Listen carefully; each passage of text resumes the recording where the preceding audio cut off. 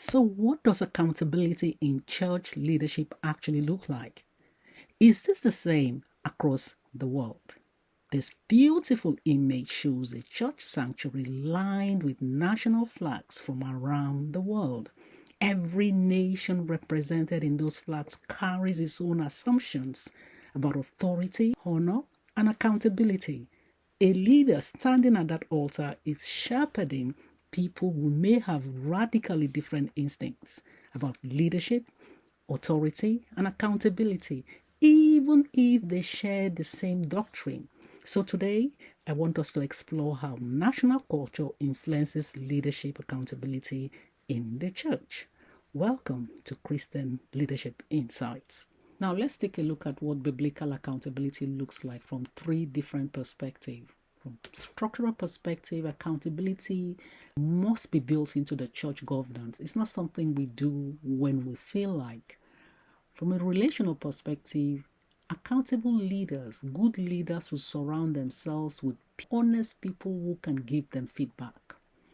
From a restorative perspective, the whole idea of accountability is to help restore the leader and support them. It's not for rebellion or to humiliate the leader. Truth must never be sacrificed for comfort. Now, here we've listed some key areas of accountability for church leaders and pastors.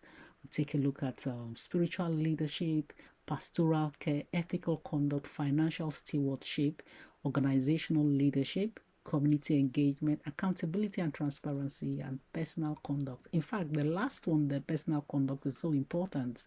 You have to maintain healthy boundaries, managing stress and avoiding burnout, seeking mentorship, supervision, or peer support. There are a few scriptures here. You can take a look at these scriptures specifically relating to accountability. Culture is such a fascinating topic. As we can see from this diagram, national culture can impact individual behavior.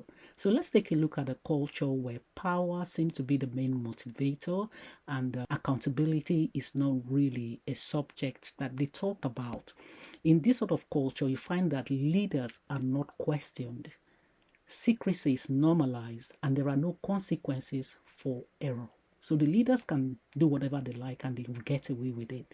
This fits into government level here. And what we see is that corruption is tolerated, institutions are controlled by government, leaders are above the law, impunity is normalized. Now, I must state this clearly. You find that in some churches, not all, this behavior then flows into some. I emphasize again, some churches. Leaders are unchecked because that is the culture. Leaders have so much power that they cannot be questioned. Finances are opaque, no elder oversight.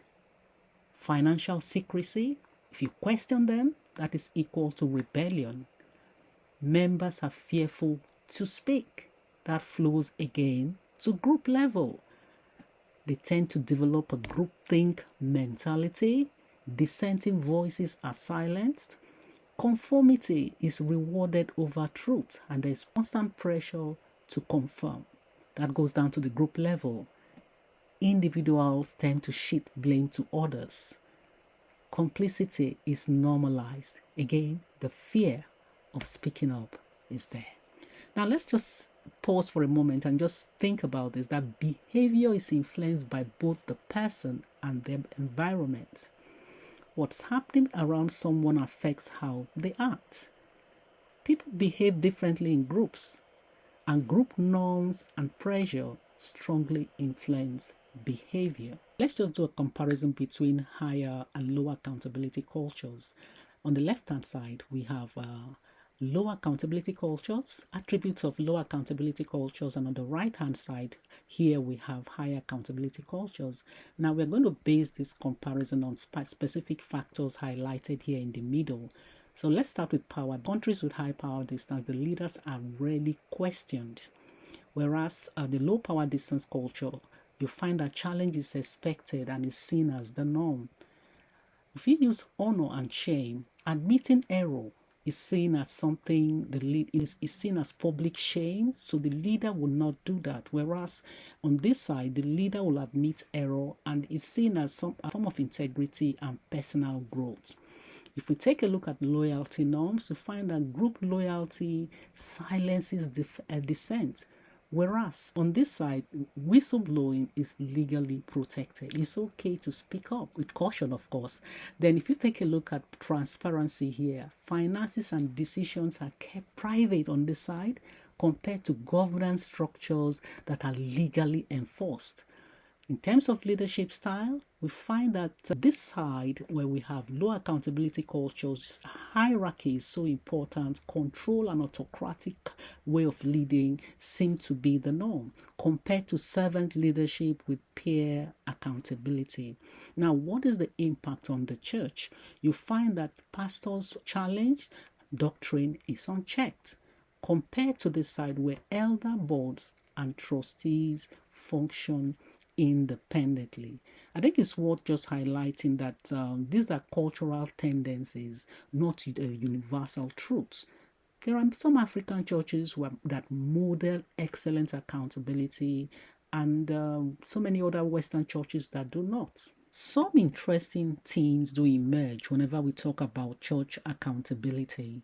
There's an interesting quote here from Professor Chuka Osisioma. He says, to believe that one can make disciples or develop true maturity in others without some form of accountability is like believing that you can raise children without discipline, run a company without rules, or lead an army without authority. Now, the late Pastor Billy Graham is known to have championed accountability and transparency in stewarding God's resources. Some of his conviction are highlighted. He says, if a person gets his attitude toward money straight, it will help straighten out almost any other area of his life. He said there's nothing wrong with men possessing riches. The wrong comes when riches possess men. I've just taken a few quotes from a book written by Myra and Shelley titled The Leadership Secrets of Billy Graham. They said that Billy had an intuitive sense of how ordinary people will react to symbols of wealth. He refused cars as gifts and did not want to be seen with an expensive limousine. He was also well respected because of his financial integrity. Billy Graham believed in the multitude of counselors there is wisdom. He sought accountability as protection, as a source of wisdom, and as creating clear parameters for decision making. Isn't that fascinating? Time for reflection. But where do we start? Establish the principle. Before any structure, ask, what does Scripture actually require? Get the biblical command clear on this topic, then ask how to live it out. Number 2, multiply the voices. You don't need one accountability partner. Distribute the burden so no single person carries the impossible responsibility of raising leadership and accountability issues alone. Never abandon the function. The function here is accountability. Scripture requires it. Culture may shape the pathway, but it can never be used as an excuse to abandon what God commands. Number 4, identify one belief you hold about leadership or authority and ask honestly, is this conviction from Scripture or is it from my culture? Then test it against the Word. God placed each of us in a culture for a reason, but culture is subservient to Christ, never the other way around. We finally come to the concluding part of our series on unchecked authority. In part 1, we discussed the dangers of unchecked authority in the church. In part 2, we focused on leaders who cannot be corrected, and part 3 focused on discerning congregation. If you missed the previous recording, please make time to watch them. I hope you found this series interesting. Please like, share, and subscribe for more insight on Christian leadership.